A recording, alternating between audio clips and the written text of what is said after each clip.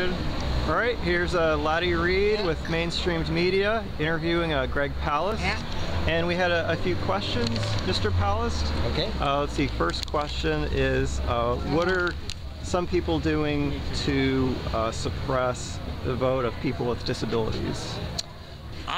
Well, one of the problems we have is that people with disabilities, of course, have all the problems that everyone else has. You're subject to You're subject to caging, you're subject to purging, you're subject to your vote spoiling.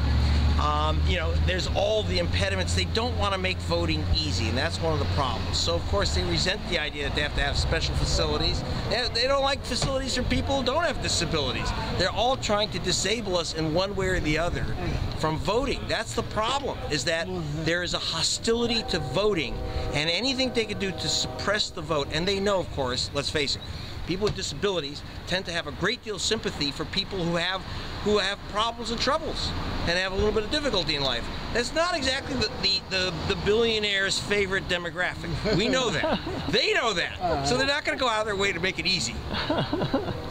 The next question was, how does Portland's audience's response to you or their reactions compare to folks from other cities when they listen to you or hear one of your presentations? I think Portland, it's an odd word, but I think I get more love in Portland, and not only love for my words, but for each other. It's much more of a community. People are like together. Where I go to other places like San Francisco and New York, people enjoy and get a lot out of what I'm saying, but they're all in little factions, and they leave and they go into the hallway and they beat each other up because they all have little differences. But in Portland, people understand a little bit more of the concept of like getting together and doing something as a group, as an organization, with one feeling, even if there's differences on this issue or that issue. And so I really, really enjoy Portland. And you know, it's hard not to like it. It's a place where all my books have always been #1, and so I always feel like gee, there must be some people here who either I completely fool, or are maybe they see something that's valuable in what we're doing. And so I appreciate it a lot. I really enjoy coming to Portland. What kind of car do you drive? What kind of car do I drive? Do you own a car? I now drive. I actually take, my main vehicle is a scooter, not an electric one, a push one. I actually go around New York on a scooter, on a Zooter. You know, I usually don't plug products, but it's a very nice scooter. So I take little, and my whole staff has scooters. And then when we don't have scooters, if it's a longer distance, I take bicycles. So, and public transport. How come today? Huh? What's that? How come today? Oh yeah, how did you get here today? How did I get here today? I had good friends who gave me a lift. What kind of car? What kind of car? I have no idea. What kind of car are they driving? Yeah, Subaru, I guess. I actually have no idea. Subaru. Subaru. Okay. Less than American made, right? I thought Subarus are made in Tennessee now or something. You know, it's like, that's the problem, is that we don't know where anything is made. Yeah, and then I had a question.